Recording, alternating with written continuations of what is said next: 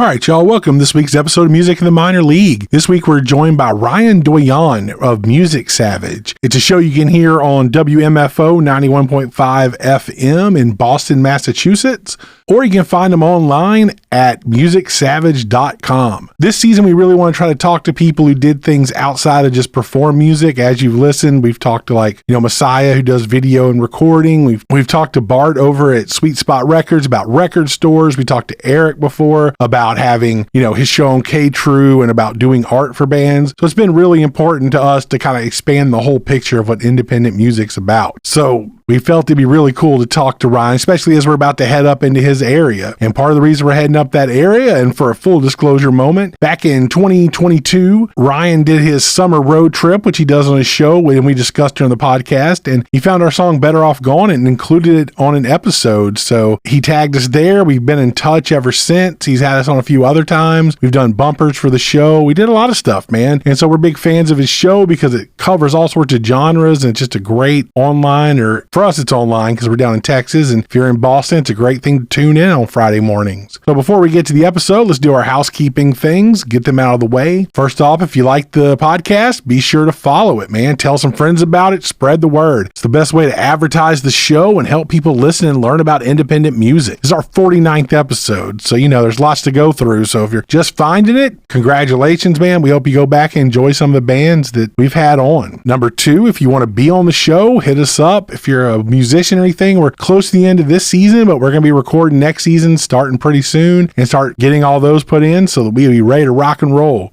That was my classic rock radio thing going there. Ready to rock and roll. All right, real quick, if for us in Brightwire, as you're hearing this, we will be up in the Northeast starting this week, man. Our first show will be in 2 days in New Haven, Connecticut on August 23rd at Volume 2, Never Ending Books. That will be with Matt Nielsen, who you heard last time, and Owen McMahon. That's a 7 p.m. start. The next day on August 24th, we'll be at the Midway Cafe in Boston. That'll be with Talia Pearl, Micah Howson, and Mean Old Fireman. That kicks off at 3 p.m. On August 25th, will be at Hotel Vernon in Worcester, Massachusetts. The show kicks off at 4. Moon Raccoons had to drop off, so we're not sure who's going to be the support on that, but we're looking forward to hearing them. On August 27th, we'll be in Norwich, Connecticut at Strange Brew Pub. We're going to be their featured open mic artist. On August 30th, we're going to be at Askew Bar and Lounge in Providence, Rhode Island. That's going to be with Win and the White Light and the High Water Haulers, man. We're really looking forward to that one. That's the show where we're probably going to meet Ryan for the first time in person, man, so we're really looking forward to it. On August 31st, we'll be in Ventnor City, New Jersey at Ventnor Coffee. That's going to be a 6 p.m. start. And then the last show of the run will be at Lucky Penny House Concerts in Washington, D.C. And that's going to be a 7 p.m. start. We'll be heading home later that week, and we'll be back here in the Houston area at Union Tavern in Webster at 7 p.m. on September 5th. And that's going to be part of the Bedlam and Ballads that the Grifters and Chills is putting on. They're doing a monthly music series over there. So we hope you dig it and you'll come check it out. All right, that's enough of that. So let's get to the episode and hear about Ryan, man. It ended up being a really fun conversation. Unfortunately, health couldn't make it due to some family issues, but I feel like me and Kim did a good job at carrying the episode, or actually, let's be real, Ryan carried this episode. We did a good job hosting it and directing it. So to kick it off, we're going to go with the song that Ryan played on his show the first time, since he doesn't have any music. We're going to go with one of ours. This one's called Better Off Gone, and hope you dig it. We'll see you on the other side. Later.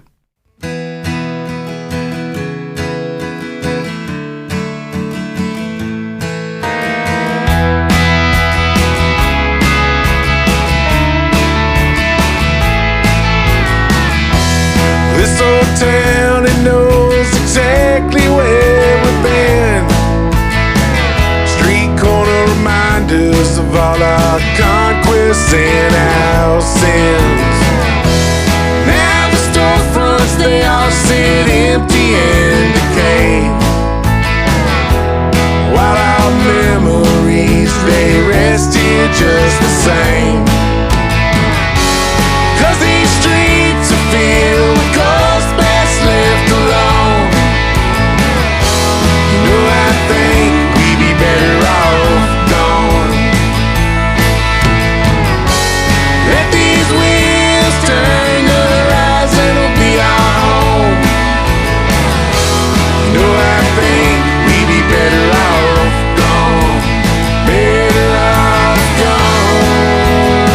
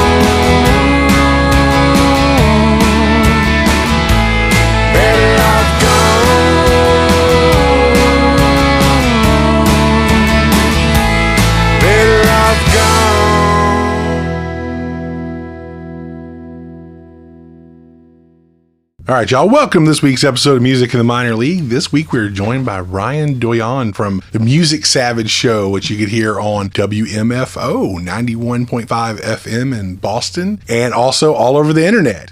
Full disclosure before we start, we got acquainted with Ryan because a couple years ago, we just out of nowhere got tagged on the Instagram, but our song was on his show. And since then, man, he's been like a pretty good supporter. And this season 2, we really wanted to try to talk to people that weren't just musicians. Occasionally we've had artists, we had Eric Art and radio, we've had record store owner, we've had all sorts of stuff. Yeah, journalists, like people who are outside of just performing, because, for indie music especially, having any sort of promotional help or anything to get your name out there goes so much further. Right, we don't do this in a void. Right. So when it came time to talk to someone who did a radio show, we figured Ryan would be a good person.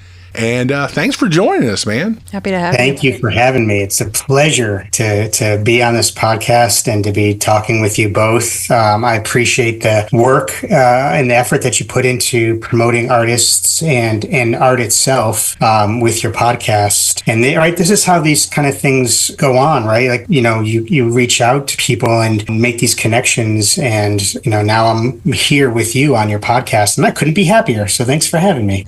Oh, man, like I said, thanks for doing it, man. Like, it was cool the other day, man. It got me stoked when when you were like, hey, man, like, I didn't know Matt's from my same hometown, and like I went and checked him out. So it was cool, man. Like, that's the goal, is people like, I'll check that guy out. That is incredible. And that's one of the great things about not only just the blog industry itself, and what you guys are doing and spreading the word, but it's also the local music scene, independent radio. The fact that I was listening to your blog and this guy's from Waterbury, Connecticut, like where I legit grew up, and you all are from Texas, and just how small, you can make the world with just one connection, is really incredible. And then, so I started looking into him and I really like his music, and I cannot believe that there's someone else that's cool from Waterbury, besides myself, of course. You, yeah. But yeah, that was a great episode, and I really was just flabbergasted that you were talking to a musician from my hometown. I left Waterbury years ago, but your hometown leaves a very large imprint in your soul. So. Oh yeah. I came from a tiny town. It's weird, like years later, reconnected with a friend of mine, Clancy Jones. And, he's like, oh, man, I've been out playing and touring and doing music stuff, too. And it's like, out of our school of like 300 kids, K through 12, it's like, what are the odds, man? That yeah, seriously. Yeah, that was great. And, and that's the thing, too, about your podcast, and you're saying like this year, this second season, like kind of expanding, right? And kind of getting out into an area of artists and journalists and myself, radio DJ, because it's all of those people, right, that make all of this happen, that make the music connection, that make someone like a journalist write about your band, or someone like me who plays your band on my show on a summer morning in 2022.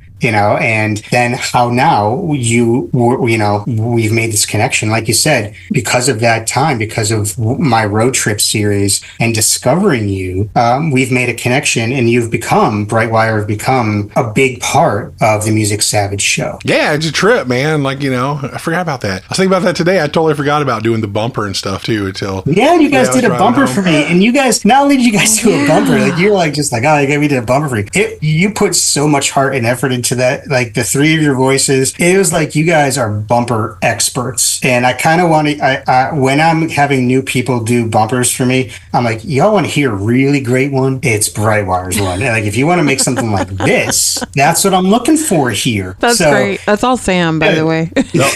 You've raised that bar where you introduce yourselves and you like all say Brightwire together. I mean, come on. I'm hoping for like, hi, this is and this is, but when you raise that bar, you make a DJ like myself very happy. That was just because, hopefully she'll never hear this. I'll never hear the end of this. But my ex-wife was a radio DJ. So she was just always like, you through osmosis, you just hear like, God, if people would do this, like, here's something good. You should do it. You should talk like this and do that. And it'd be like, oh, okay. Look, she was useful. Yeah, no. There were,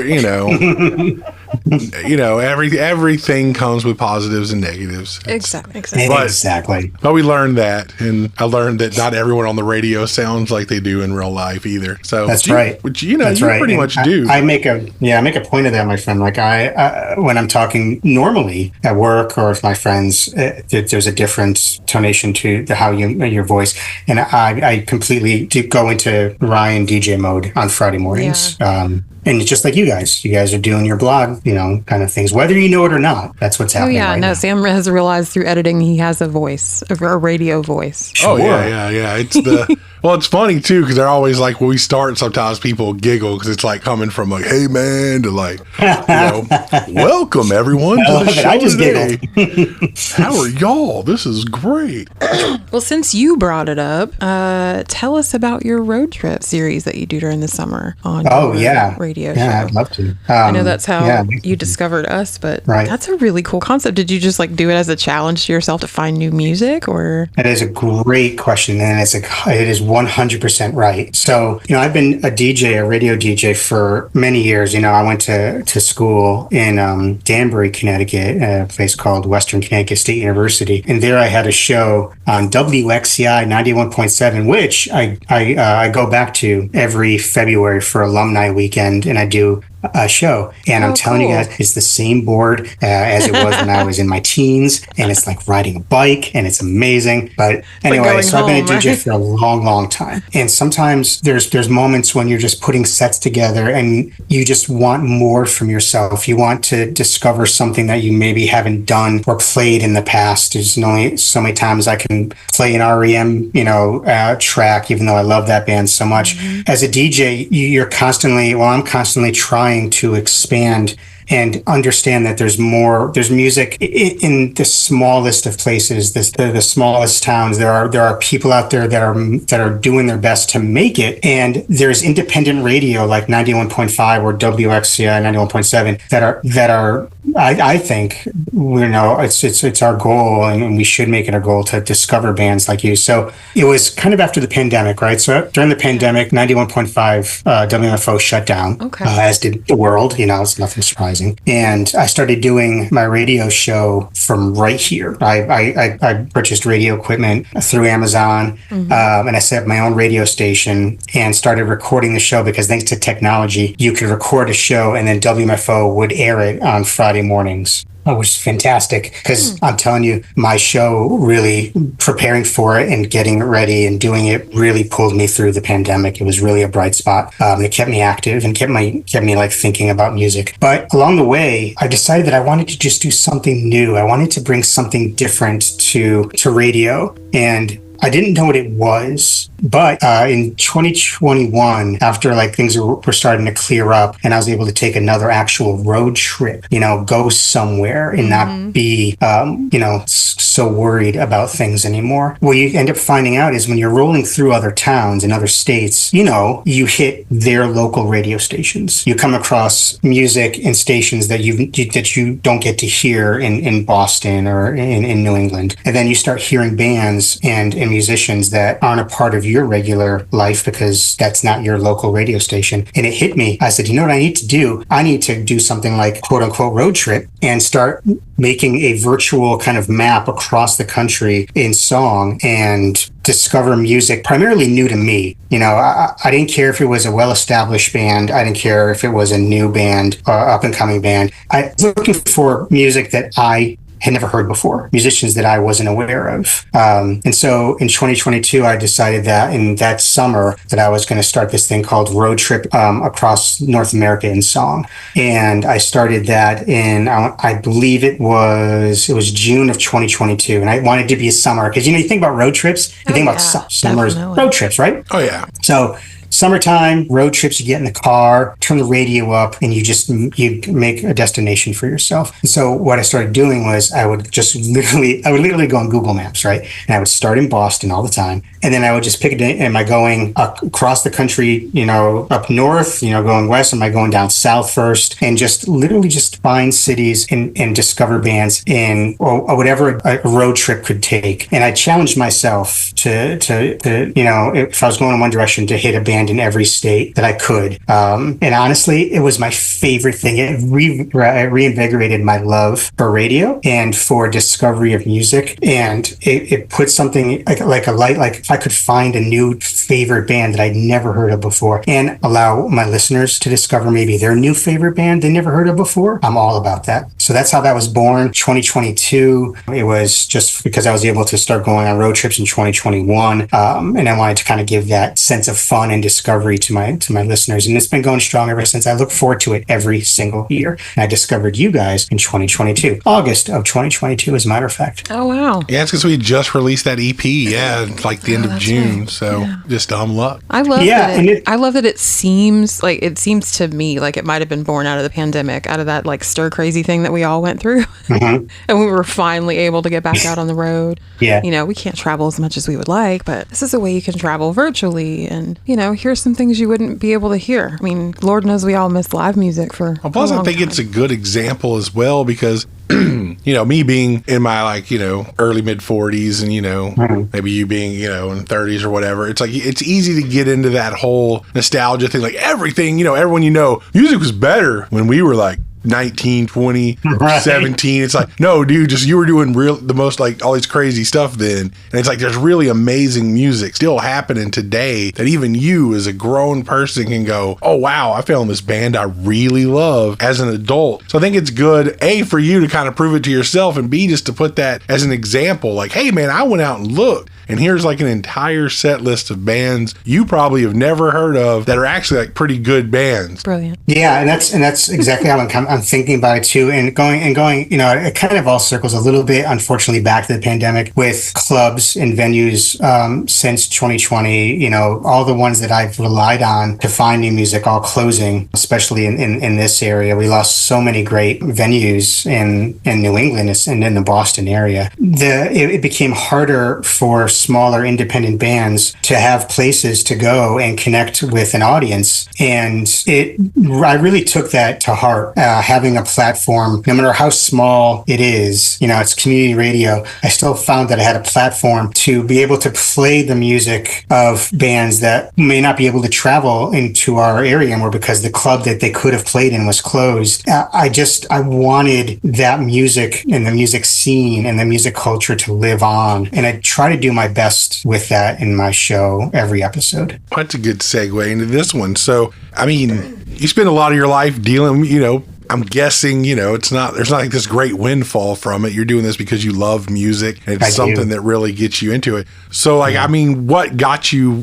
do you remember like the moment or the time that really got you like, I love music. I really want to do something with it instead of just like, you know, I put it on the background while I'm doing dishes. You know, it's like, no, it's more than that for me. So I guess what made you fall in love with music? That's a really great question. I am not talented musically. You know, I play some guitar, you know, and I never really had those chops, but I did have a passion for music and for listening to music. And honestly, one of the things that really made me like become a fan of music in general, you know, it was independent record stores. Growing up in Waterbury, Connecticut, we had a place. There was two places actually. There was Brass City Records, which was in Waterbury, Connecticut, and then there was Phoenix Records. And to a high schooler, you know, just looking for music that was not mainstream music, somewhere where you can go and, you know, find the greatest thing from the UK.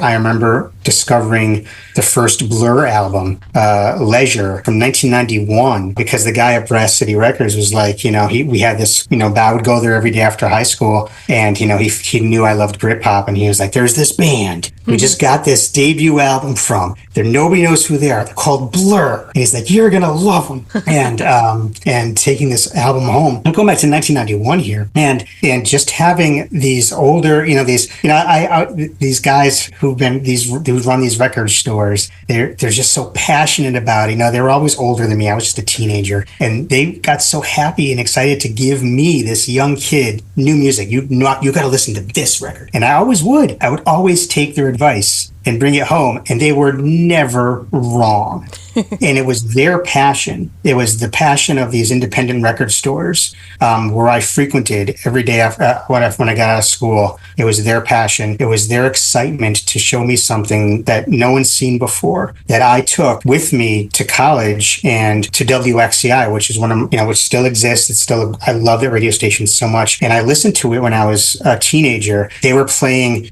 things that I had never heard before. I'd never heard the Dead Kennedys. I'd never heard of, these 80s punk bands. And I discovered all this stuff in Danbury. They made me want to be a DJ. So I decided to take that passion and turn it and go to WI. When they asked me what college I wanted to go to, I said WestCon. And my parents said, why? And I said, because I want to be a DJ. I didn't have any other reason. I didn't have a major. I didn't really want to be anything. I said, I just wanted to be on that radio station so I can be as passionate about music and helping people discover it as these guys in these record stores were to me. I know that's a little long-winded, but I'm very passionate about that. So no, I love the way that translated.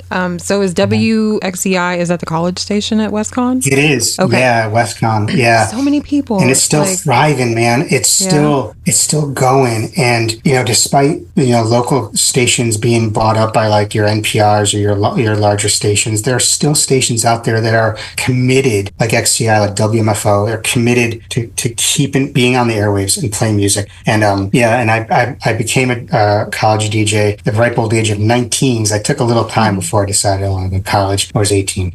And I was a DJ even after I left college, because you become a community member. So you can go back and continue. So I was there until 2001, until I moved. And then I wasn't a DJ for a while. And then I got back into it when I moved back to Boston. That's cool. Because like here we got K-True, which is KTRU, which is Rice Radio. Mm-hmm. I remember being a kid when I went in, because I was big into music, and I'm like, I'm going to U of H. We have a radio station. It was like, oh, it's all like syndicated classical music. And I was like, oh. And then U of H bought K-True, and then they turned it into like a news radio station. And then everybody at Rice, within a year, were so upset about that, they brought it back. They got a news station and then brought back college radio. So that's kind of a cool excellent thing to hear. And then we got KPFT here, which is a Pacifica station, but they do a ton of local music and Texas regional stuff. So we're fortunate here to have a couple of those, especially because as far as Texas is concerned, Houston's kind of like out in the middle of nowhere. So it's not rare for tours. We always complain about this. They kind of dip in and come right out,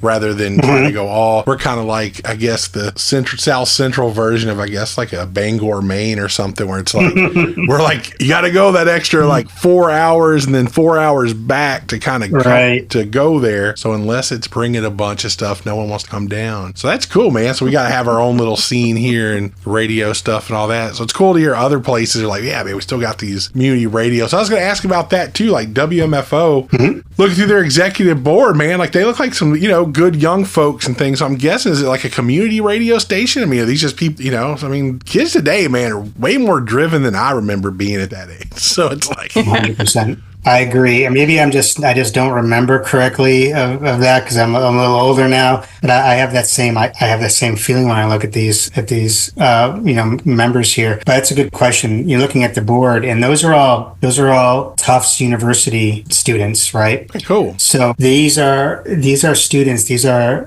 young adults that are taking time out of their academic career, right, to continue to run a community / college / community radio station. So these kids come in and they are so passionate about playing music and having this platform, having that mic in front of you and being able to play a song and then come on the air and then talk about how much you love that song. And I connect with that so like, man, it's just whenever I hear kids, when I started back in my teens, and I still hear all these years later that there are kids coming up, like these community members who take their time and they give their time to WMFO because they love music. That is just everything to me. And then also with Tufts University, they have the community members, the old guys like us, right? And they graciously allow community members to come in and do the training and then have their own radio show, which I did. And I got this radio show back in 2016. So I've been doing the Music Savage show for a bit now. And And then you have this rapport with these kids who are, I'm telling you, there's nothing like seeing someone that was you were that age once, who was just as excited about that Blur record that I came across in 1991 and that his father showed him about. And now he's excited about that Blur record. I'm telling you, that has happened so many times, with the college kids that come in. They're young enough to be my kids, guys. They're young enough to be my children, and they come in, and if they have a show before me or a show after me, they start playing this music that I played 30 years ago, and then I'm like, weird, how do you know this? How are you so excited about this? And I'm telling you every single time, oh, it's my parents. We did good for I think as a generation, we did good for our kids. Yes. We made them all just obsessed with music like we are. But I mean, a lot of stuff my kids have gotten me into is by that, not necessarily like a bait and switch, but like hey, like, oh, I remember that song. How do you like that? Yeah, I heard you play it, Dad. Then like the next song will be something they like. It's like, oh, who's this, man? This is pretty good. Oh, this is a band that I like. This is like, and it's like, okay, cool, man. I need to check them out. Because sometimes I think when we get older, we that's been kind of my point recently, and not everyone agrees with me, but it's like just because we're not at that place anymore doesn't mean it's not happening. It's not like this college radio died like in the 90s or early 2000s. Like, no, dude, like it's, well, for all the people who are no longer in college, no longer know which station it is and don't listen. They're the ones that are still listening to like, grunge music on the Spotify playlist. It's like it's not near as good as it used to be. These kids don't have anything. It's like, no, they're still doing it, man. They're still out there. They are. So it's good to get that reminder that, just because you're not seeing it day to day, it's still there. Like, it's still happening. There are people out there just as excited. In some cases, more so, man, because... Agreed. There are bands out there. There are young kids who are coming up that are so exciting. And to see that there are musicians out there who are keeping, the younger generation fascinated with music. Case in point, someone who's been all over everywhere is, Chapel Roan. I mean, you talk about a musician who just a few years ago was playing for nobody. Exactly. And I'm talking like 2-3 years ago. And was playing the same exact songs to nobody. And who kept persevering, who kept at it, who kept going. Now she's playing to thousands and thousands and thousands and thousands of people, and she's connecting with young minds and older minds, and it's that kind of attitude about music when you have an artist who came from humble beginnings, who just kept going and going and going and going, and then eventually an audience that was just eager for something like that to come along, and that connection that's finally made. Fascinating. And if it wasn't for independent radio that started playing her music first, maybe that wouldn't have happened. I don't know. I mean, she's super talented, so sure it would have. But you never know. You never know. I mean, it busted her ass to get where she is, but there's the thought that stations that are freeform like WMFO, that are independent like MFO or WXCR or anywhere. You have I also like KUTX in Austin. A station that I love because I used to live in Austin, playing not only like Texas music, but introduced me to Texas music, but playing independent up and coming artists. That the fact that radio still exists in the age of Spotify's, in the age of all this free streaming, where you can have this music just forcefully fed to you, or you can like listen to or listen to somebody who has an idea or a thought about something that they love, and maybe you'll love it too. Or maybe you won't, but I love the fact that there are personalities still on the air that would love to talk to you about how much they love music, and maybe that translates. Yeah, because it's good.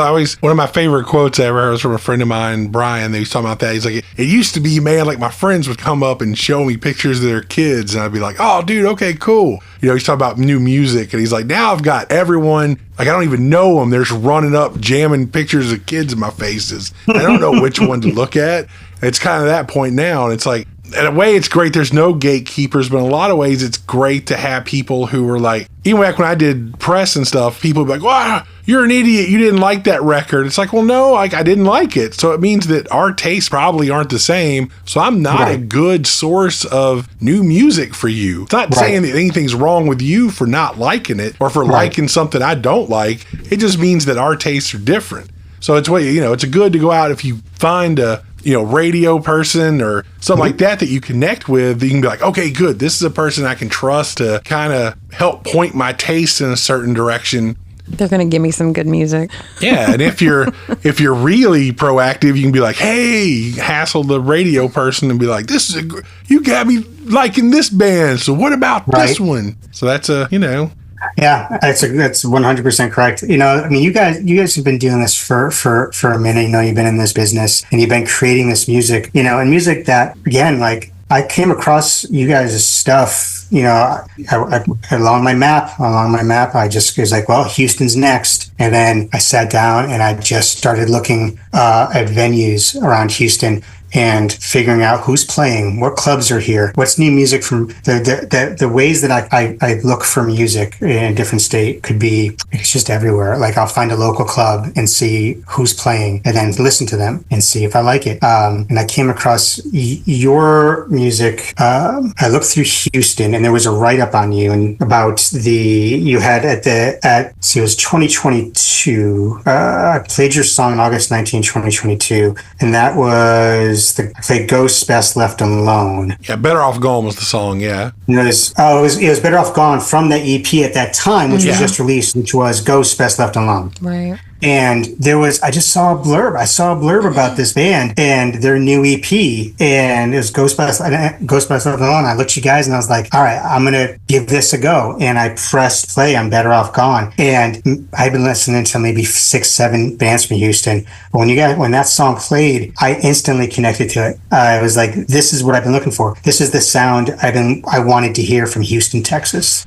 This is how I wanted to represent Houston on my show. It was your band. And that just made me so happy. And then I just, I rolled on from there. I went over to New Orleans, and then from New Orleans, I went over to Hattiesburg, Mississippi. I discovered all these great bands, but it's going back to, like, there's so much information. There's so many different ways you can discover music, but I put a lot of time into, like, mapping my roads, my trip. And it's just taking the time. There's a lot of people showing you and kind of introducing yourself. If you just take a moment and, like, take a listen, sometimes it's hard because we're so busy and we're always so distracted and we have all this stuff going on in our lives. If you take a second and you press play in a song, something like Better Off Gone will come along and you'll be like, this is what I'm looking for. This is how I'm going to make sure that. And when I played that, and I think I connected with you guys through Instagram, right? And I was like, I think so. I was like, it's this kind of connection that makes me so happy because I get to continue playing your stuff, and I've been playing you guys for years now. Oh yeah, like we're old pals. And every time I remember before we first got it, I remember texting like Kim and Health, like I don't know. I don't know how this happened, but like we just got played on like a radio show in Boston today. And they're like, no way. It's like, yeah. Don't know where that came from. It's all about, yeah. And I love that. And I love that I can now, because of all of this, because of that connection, because of that moment in August of 2022, and because I decided to have this idea to do this road trip series, I get to see you guys live in 2 weeks in Providence. Like, the wildness of that whole connection because of the discovery of through music. If you're not like, I'm just so overwhelmed by that. Like, it's so fascinating how just a simple press of a play because I'm creating this set that I needed to get to Houston and I wanted to find a band. And now here we are together 2 years later doing this podcast, and I'm going to see you in Providence. How can someone not be like amazed by that? Right, it is. When you lay it out, like, it is kind of ridiculous. Like, that's just how it's ridiculous. It went down. Yeah. Well, and thinking about it in terms of a job, it sounds like networking. What they train us for. So we can get along with our coworkers and maintain 100%. Relationships. But what I've noticed, at least in the independent music scene, is you just don't make it very far unless you're nice, unless you like to help people and you want to, spread the word. But I want to say I was wondering how you did the road show. Like, how did you find the bands that you picked from each city? I love that you went to venues instead of just going to Bandcamp or Spotify or something. So you just started looking at venues in the city where you would visit and like, okay, these are bands I would probably go see live. So let's see what they sound like since I can't be there. 100%. That's exactly right. And cool. There are certain bands I've discovered that they'll tour through the state, through the country, and they will pick only local artists, only local bands to open for them. And I've been doing this for a couple of years now, so you know the bands that come through that are gonna pick local musicians. But I find that when I go to I'm doing my next series of road trips, and I'm going on part 6 next week. If you just go, say I'm going to Montana, or when I went to Montana, and I did Bozeman, Montana last week, and there was this band that was playing in this little club, and I clicked on, and that's literally like how you find there was this band playing in Bozeman, Montana. In a few weeks, they were called Little Jane and the Pistol Whips, and I said to myself, that is a name. That is a name of a band that I want to listen to. And they were opening up for another band, and so I took that band, I just copied it from the venue website, and I went and I found their website. I found their own website and found that they were actually musicians from Bozeman, Montana. And I pressed play on Montana Can't You See, which is the single that I played. And I was like, again, like with you guys, the band was singing a song about Montana, and it was the most Montana song that I could ever hope for. And I wanted to represent the fact that I came across this band in this state on this road trip, and it sounded like I thought Montana would sound like how I thought like Houston sounded like Brightwire to me. And that's it's kind of just each 2-hour show that I do on Friday takes me all week to put together. Yeah, I think about it all week. I think about it all week. When my show is done on Friday morning at 9:00, I am thinking about next Friday's show. I'm sure just like walking around, like I'm seeing somebody like that would be great on the show. That would go with Exactly. this. And I like that it jumps around a lot too. Like it's not like, oh, this is a pop rock show, or this is I've been excited, like bands that I really enjoy. It's like, dude, I didn't think I'd ever be on a playlist with like a Tribe Called Quest or something like that. It's like, hell yeah, I got more excited about that. Like, yeah. Like, Wilco stuff's cool and all, but it's like, we're used to that. It's like Tribe was on there, dude. Like that made my day.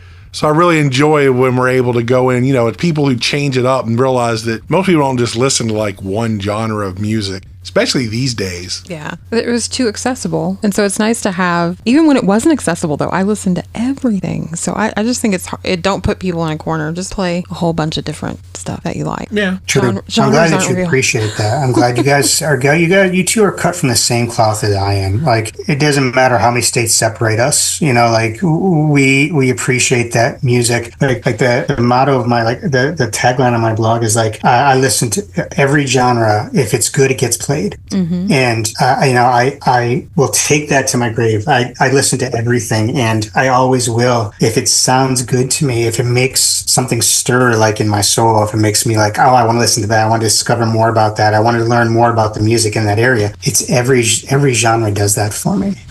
It could be something from Zydeco from New Orleans, or the up and coming next punky grunge band from Seattle, or a new hip hop band from Atlanta, or it doesn't matter. If it's really good and you can hear the heart and the soul behind that music. And it's so hard to make a connection because there's so many bands out there. There's so many bands out there trying their hardest to get noticed. And I try to make a small part in helping people hear them. People are always thinking about like, oh, you're a DJ. People always ask me, you must know everything about music. You must know every band. Like you must know everything. I'm like, no, man, I've been doing this for a long time, and I'm still discovering music. And that's what keeps me going, is I still discover music. And it's always just a pleasure to find something new and to have someone else listen to it and say, I like that too. Well, that's kind of the joy even of listening and even playing music. Like there's no end to it. Right. Like the greatest guitar players, the greatest drummers, everything are still like, man, I wish I could play that beat, or I could play that riff. That riff's kind of difficult, and like, I wish I need to learn. I could still learn that, and people change styles, people get in different things. It's like, I've never heard anything like this before, and it's exciting. So it's kind of, I think that's what makes it a rewarding way to, a rewarding thing to dedicate the time, the time we have in this life to, because it's like, it's never going to stop. It's never going to be like, well, I reached the end of that. Let's move on. That's great. Yeah, it's never going to stop. That's a really good point. And it's up to like you guys, you two with this podcast and this getting the word out of these bands that are doing their thing, of these artists that are doing their thing, and you providing a platform for letting them talk about that thing and being excited excited about it, no matter what it is. I feel the same way about music. And I love that you noticed, like, you know, I'll start off a show with 80s hip hop because I love Tribe Called Quest. I love them so much. And being able to switch gears and head into like outlaw country in my next set just because I feel like it. And the fact that you like that you dig that makes me happy because we had that same connection. Yeah, it's pretty freeing. So, and I'll just say, because it's a podcast and nobody can see you, as a fan of music and discovering music, thank you for being so happy and having such a huge smile on your face as you're talking about all these things that you do, you know, just for the love of it. Yeah. It's I forgot you guys could see me. Yeah. No one else can, though, so it's cool. But yeah. You know. Yeah, it makes me really happy talking about music. It really does. And it's the outcomes of like again, I can say this 1,000 times, like of this happening, of this interaction that you and I are having, that you're going to let other people hopefully listen to, me and my goings on about like how much I love all this stuff. But it's that connection that is very important to me, and obviously to you as well. So I knew right away, as soon as you asked me to be on this podcast, I was like, come on, I'm going to say yes to that. I know. I just thought it'd be great, man. Because, like I said, we really wanted to talk to someone who, did something, actively went out and promoted people, and not just like, we're going to play the newest track from Foo Fighters and this. It's like, well, yeah, everybody's playing that. It's like, no bad against Foo Fighters. I love those guys too. Oh yeah, but it's just like you can have a Foo Fighters song in there, but then it's like I'm going to follow it up with 3 songs from, I'm going to get you in the door with what you know. And it's like, and then hit you with something you don't. Right. It's like, try. You like that? You like this? Try this. And I always feel like that's an important thing, because it's like it's just trying to get people to. We were talking about earlier about bands like there's bands that only use like local support and things like that. And it's like so often that doesn't happen much anymore. So even for local scenes, it's tough because here's this proven commodity coming in that people are going to go see, and then it's like, but nobody local. The times that people do that, it's always like basically want to support those bands way more, because it's like cool because these people are right here in town. You would never know about them if this out of town bigger band didn't let them play before them. Yep. And then you get that band, and then it's just like this troll. It's trickle down that actually works. It's like, it goes. Real trickle down. It's true. Yeah. Well, I mean, it really is. Economics. Because then it's like, I saw, we have our friends in this band, Shame on Me. They did these 2 dates with Big Bad Voodoo Daddy. We were talking to them Sunday about it. And they're like, man, after that, like all these people came and bought all of our stuff and talked to us. And then after that, people come out to see their show. And then it's like they see 2 more locals that are playing with them at this show. And then they're like, well, I like one of those bands, so I'm gonna go see that band. And then they could see 2 more locals besides that. It just turns into like, man, I found like 5 or 6 local bands I really like. Yes. And it's like, yeah, that came from one actual, touring band being like, yeah, man, let's throw a local on the bill. Yep. Perfect way to say that, because I've always been a proponent, like I never miss. Don't miss those opening bands. There's been opening bands in my concert going life that I've missed, that have become the next big thing, and they were just local bands before. There's this band that's on tour now. They're called the Heavy Heavy. I think you two would really like them. They're from the UK. Fantastic band. They are 100%. They are from England. They are playing the States. They are really big now. They played Newport Folk Festival last year. Oh wow. They go to other cities and they have local bands open for them, and it's great. And these guys are becoming real big, and they are bringing along talent in the city that they're stopping in to highlight them. And I'm all about that. It makes me, like you were saying, makes me a bigger fan of that band for doing that. Right. See, I'm a big full band. I admit, in my elder age, there are certain nights where it's like, I'm just going to see the one band, which sure for us, normally it's like the band in the middle for some reason. I'm still which can always surprise you too, man. They can be amazing. It's like, the headliners, like, they're fine, but I really want to go see the band that's playing before them. But back when I used to do professional concert photography, remember our contact at a lot of the venues used to be like, you make me come in 2 hours early to all these shows because you're the only photographer who's like, I really want to shoot the opener. Like, why? Like, I love this band. Like, it's one of my favorite bands. It's great. She's just like, You what? never know. Right, yeah. It's like, dude, I love these bands. Like, these are the band I wanted to see. I mean, it's cool, man. Like, Pearl Jam's great and all, but have you heard Sleater Kinney? Like, they're amazing. Like, great point. Have you heard the band that's opening up for them? Because they're just as good, or else Pearl Jam wouldn't have said, why don't you open up for us? yeah, exactly. I mean, there it is, right there. So they used to always get me excited. Like, man, I love all these opening bands. Yeah, because you don't take a band on tour with you unless you like them. Yeah, and a lot of... Well, you can, but it's not fun. It's not fun.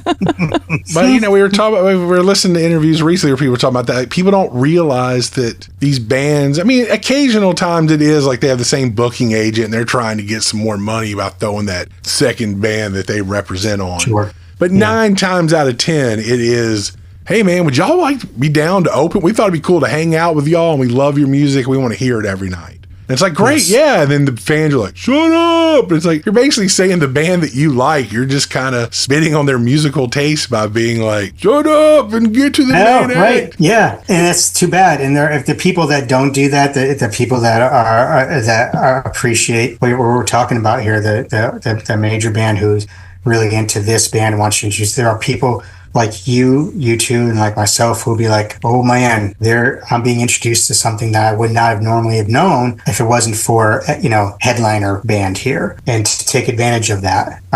Which even as I'm getting older, it's something that I hope I continue to do. I think it's in your blood. I don't think you'll have any trouble. Yeah, I don't think so either. Thanks for saying that. Right. Sometimes I'm like, well, could I? But I think you're right.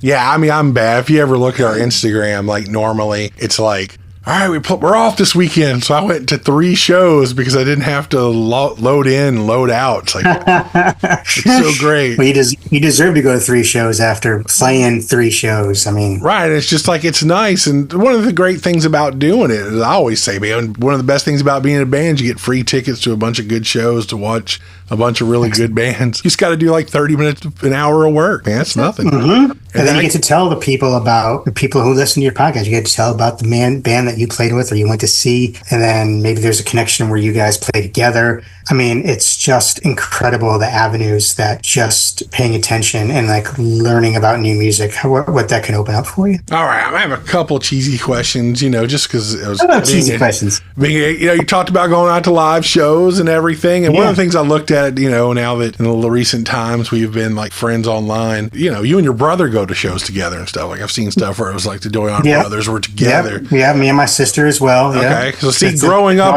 kids love music. See, growing up, me and my brother was the one who was like, he's 5 years older and be like, get in the car, we're going to see like the Black Crowes tonight, or I saw you singing along to my Led Zeppelin record, like Plant and Page are playing, I got you, dude. Mm-hmm. And so he was really cool about that. So, some of those formative shows, man, like I go through just a few, if you can think at the top of your head, like what were some of the best shows you've seen? Man, I could go on forever, but I have a few. My very first show, the first show that I remember as a kid, that made me fall in love with concerts. I was 12 years old, and it was at a park in Waterbury, Connecticut, and it was Joan Jett and the Blackhearts. Ooh. And I have never seen she is the embodiment of rock and roll on stage. And I was a young, impressionable kid who was just discovering what kind of music he liked. And to see this band come out and this rock and roll badass woman come out dressed in leather and just hit that guitar, and my mind was completely blown. And I was like, live music is my blood now. And it was because of Joan Jett and the Blackhearts in Waterbury, Connecticut. Wow. Never forget it. Ever forget it. That's a great first concert. Yeah, I cannot believe that I got to see that, and I still remember it. I think I'll go maybe 2 more. Yeah. One thing, another show that really resonates with me was the very first show I took my brother Joel to, which was in a place called Toad's Place in New Haven, Connecticut. Yeah, that's historic. Yeah. Yeah, it was in the 90s, and I got to take him to his first concert. He was just a kid, but I had been doing it for so long, and my parents, amazingly, they trusted me. They knew that Joel, my brother, would have no problems with going to New Haven, Connecticut with his older brother. Yeah. But I took him to see Tribe Called Quest, De La Soul, and Black Sheep. Oh, that's a lineup. Yeah. This was one of the most, important concerts to him, because he got to see these amazing hip hop bands. And it was our first connection concert-wise as siblings, and it was just a fantastic concert. And I think another one that is really like resonates with me is more of a. I'm going to take family into it again too. Is my favorite band is Wilco. So you mentioned Wilco. They're my favorite band in the world. Okay. I've seen them so many times. But seeing a Wilco show, I went to. There's a festival called Solid Sound Festival that happens in North Adams. It's a Wilco run festival. Happens every 2 years. It happened this year. Oh, wow. My favorite one was when the three of us, my brother, my sister, and I, went to that festival together and spent 3 days in North Adams watching our favorite band together, because Wilco is all three of our favorite bands. And to experience that with my brother and sister, it was so important to me. And I think about that a lot. I think about experiencing those kind of things with them. And it's very easy because my brother and sister go to a lot of shows. So it's very easy for me to connect my family with the music that I love because we all have grown up with it and seen it. But yeah, it makes me kind of a little emotional actually thinking about it. Dude, you're going to make me cry. I was just thinking about it. That's cool. That was the last show me and my brother got to go to together. Was it really? Was Wilco, yeah. Yeah. Oh, wow. Yeah, we were big, like, I was starting college in like the late 90s. So that was like right when, well, I'll be real, we're more Sunvolt, guys, but we like Wilco too. Never both. I was honestly more of like a Bottle Rockets guy, but I like. Yeah, I get it. But I like Wilco a lot too. So it was just funny though. That was like our big thing. We were like, oh, dude, we're gonna go to that show. I had to work that show, so I brought my older brother. That was our last show we went to together. Was seeing Wilco here in Houston. That's cool. So we both. And now there's another connection we have, like that Wilco connection with your family, with your siblings, right? It's very powerful. I know. Yeah, Jeff Tweed and his magic. We're not as lucky as y'all. Like they played. I think they played Houston on AM Being There tour, both of those two, and then they did not play Houston again until A Ghost Is Born tour. They were like, we'll play Austin. We'll do like the Austin Sea Limits Festival. We'll do this. And it was something like 11 years something between like the times they played Houston. We get that a lot here. It happens. Yeah, I'm sorry. It's, but it was just funny. Like, oh man, we went and saw that. And then just makes it so that we'll travel for shows. But that was the one I was telling you about the other night. Because it was John Doe opened. Yeah. We've been listening. We've been listening to the More Fun in the New World, the second book that they did about like the LA punk scene. So I've been trying to get Kim into listening to X and stuff. And I was like, well, yeah, man, like John Doe plays all the still does solo stuff. So. Me, I'm like, the actor, that guy, I know he's like been in a ton of movies. That's good. So silly. He started out in music. Yeah. I did not grow up listening to independent music at all. Look how far you've come. Yes, exactly. I know. Now it's like, listen to this. But it's fun. I will throw on some Chapel Roan, though. I do like her, Yeah, you will. I know. That was my old man thing. Speaks to everybody. I was like, I can't remember what I was watching on Tiny Desk, and then Olivia Rodrigo came on. Oh, yeah. And I was just like, I don't know who this is, but I was like, man, these lyrics for are kids. really I was like, yeah, like she's a really good like lyricist. Like she's got some real smart ass. And then I read about her and I was like, what was it? The vampire. So I was like, that's a little weird. And I was like, oh, it makes total sense now that I find out she's like a Disney kid. And I was like, oh, like she really just kind of, she put that all there. Yeah, she put that all out there in those lyrics. Good for her. Yeah, agreed. And then it was like, she had this girl like Chapel Roan open for. I was like, well, there's her Tiny Desk concert. That's where I feel like suburban old guy, or it's like I was on the Tiny Desk concert. Well, how do you think I feel when people go, how did you discover Chapel Roan? And I go, my husband came home one day and went, you should watch this Tiny Desk concert. Because I was like, that girl. That's the perfect way to discover it. But I mean, it was totally just like, okay, because she would giggle sometimes. It's like, I mean, she was so good vocally that it was like, all right, I don't know how, I didn't realize NPR was letting them do like pre-recorded vocals now. Yeah. And all this. And then she'd like giggle and stuff. You're like she sounds like that. Yeah. Like if I'm in a room with her, that's how she's going to sound. Yeah. Well, you know what? When I was 23, my voice sounded like that too.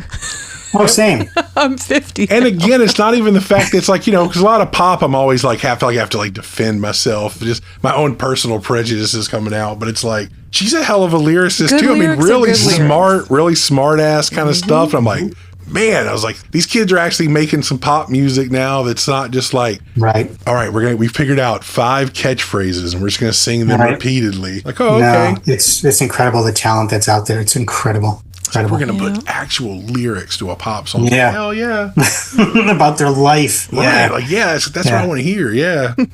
All right, man. Well, we're approaching the hour mark. So it's time. All right. I actually prepped you for this. Yeah. So being it's going to be tough to just narrow it down, but depending on how fast you go, 3 to 5, if you blow through them quick, maybe even high as 7. Bands that you feel that people should check out that, we've already covered a few, and it's not like, man, you should really check out this up and coming Wilco band.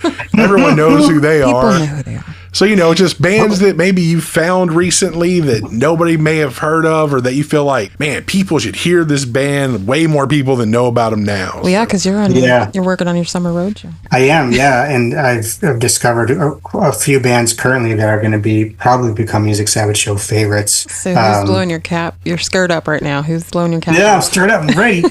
Y'all, I'm going to start it. Y'all hear about this band called Brightwire? No, I'm just kidding. Boo, they're terrible. I think I'm gonna keep it a little local maybe not local. Maybe I'm gonna start in Austin's, because I used to live in Austin, and I love me some power pop. I love a good guitar driven pop power band. I love it. There's a band out of Austin, Texas. They're called Gentlemen Rogues, and they are so fun. They're so fun. The guitars, the lyrics, everything about this band is everything that you want a guitar-driven power pop album to be. Their latest album is called Surface Noise. It was released in February. I've been playing it religiously since it came out.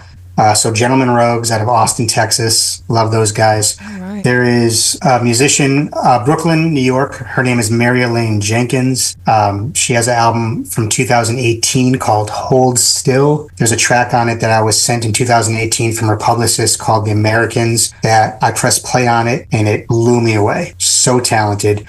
She's working on her sophomore album. But Mary Elaine Jenkins, Brooklyn, New York, Hold Still, singer-songwriter, fantastic. There's a soul musician out of Providence. Her name is Julie Rhodes. She plays with a band called The Electric Company. Came out with their first album in 2016. It's called Hold Still. It's been a Music Savage. It's going to be Bound to Beat the Devil. Hold Still is Marilyn Jenkins. Bound to Meet the Devil is Julie Rhodes' album, 2016. I've been playing it ever since. Oh, wow. So, and she's working on a new album as well. But people who hear Julie Rhodes sing for the first time, they can't believe what they're hearing. And I want more people to hear Julie Rhodes. Rock and roll. I'm staying local. I'm sorry, guys. No, it's perfect though. Yeah, there's a band out of Boston. They're called the Devil's Twins. They are just so rock and roll. I got the pleasure of seeing them this past weekend at guess where? Askew. Yay! I got to see them this past Saturday at Askew. This lead singer, her name is Nicole. Just the energy and the fierceness she brings to the stage. They have a horn section, trumpet, a saxophone. It is a little bit of rockabilly. It's a little bit of like heavy metal. It's everything. Devil's Twins. And I'll do one more band that a guy I've been listening to a lot lately. His name is Boulevards out of Raleigh, North Carolina. It's the project of this guy his name is Jamil Rashad. It is funk. It is rhythm and blues. It is beautiful music. It just gets me going. It gets me dancing. Ooh. He has an album coming out called Carolina Funk, Barn Burner on Tobacco Road. It's coming out in June on New West Records. Everything I've listened to on this album is funky and soulful and amazing, and it makes me happy. So Boulevards is another favorite of mine. It sounds like one I want to put on in the morning while I get ready. It is exactly what you want to put on in the morning and get ready, because it's just that kind of like that it's so good. And lastly, for this new road trip, I found a band they're out of Athens, Georgia. I just played them 2 months ago. It was the first leg of my road trip. They're a band called Hey Nothing from Athens, Georgia. 2 kids. Their lyrics just punched me right in the gut. It's one of those things where I'm doing my road trip that I'm like, this is what I do it for. I do it for finding like bands like Hey Nothing. And they're from Athens, Georgia. And I played a song called Maine, like the state of Maine, on my road trip this past 2 months ago. It blew me away.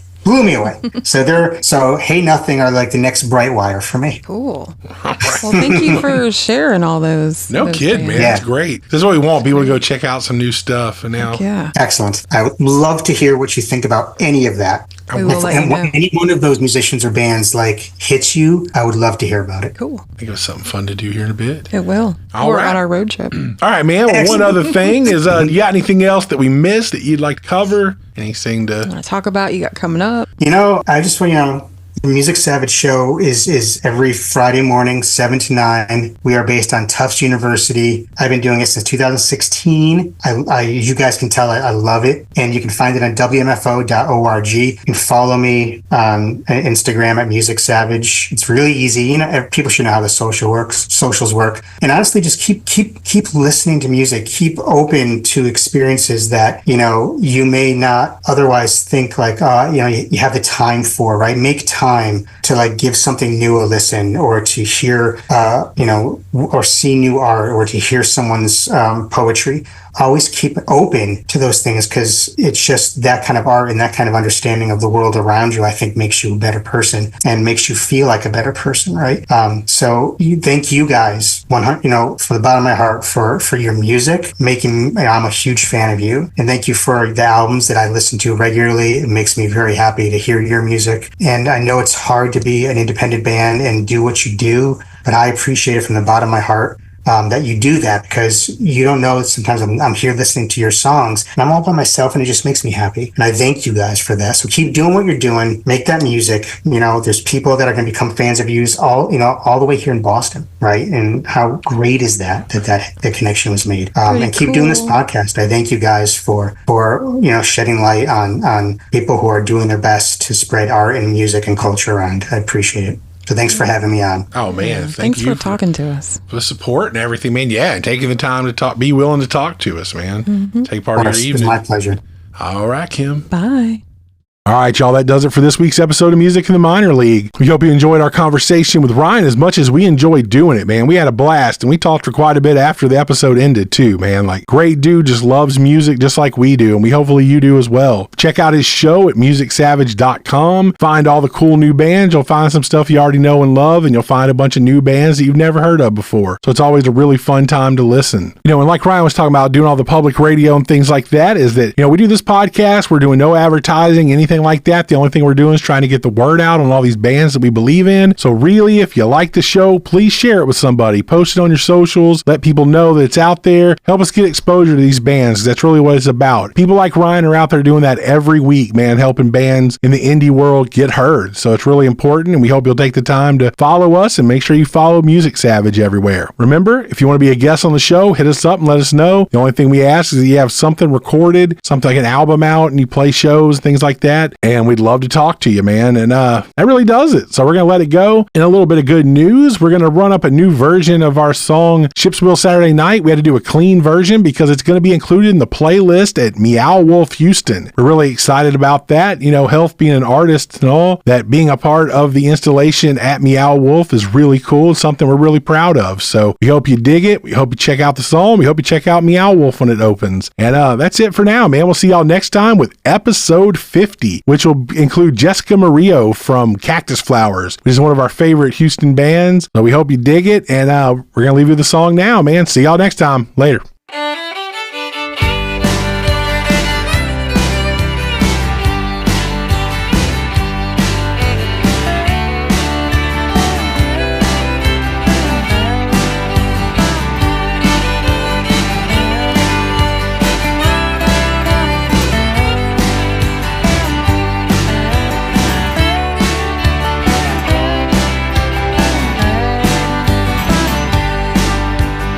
Daybreak comes with a sin from last night. Scenes we regret exposed in the morning light. Ashtray, broken mascara, and with tears. It's the same old hangover we've been fighting for years. Slowing down to spin slow. Lonely lovers don't know when to let go. There's one thing I know. It's the more you make, the more you blow. Parked my car around the tree outside. It's 9 nights like these you feel lucky to get home alive. For every step forward, you know they knock me down twice. Well, you can have the pie, man, all I want is slice. Lonely dollars spin slow, but lonely lovers don't know when to let go. There's one thing I know, it's the more you make, the more you blow. Sometimes it helps to get high. Kiss your baby's lips, rub her thigh. Meet me down at the wheel tonight. Blowing all the money, drinking on a Saturday night.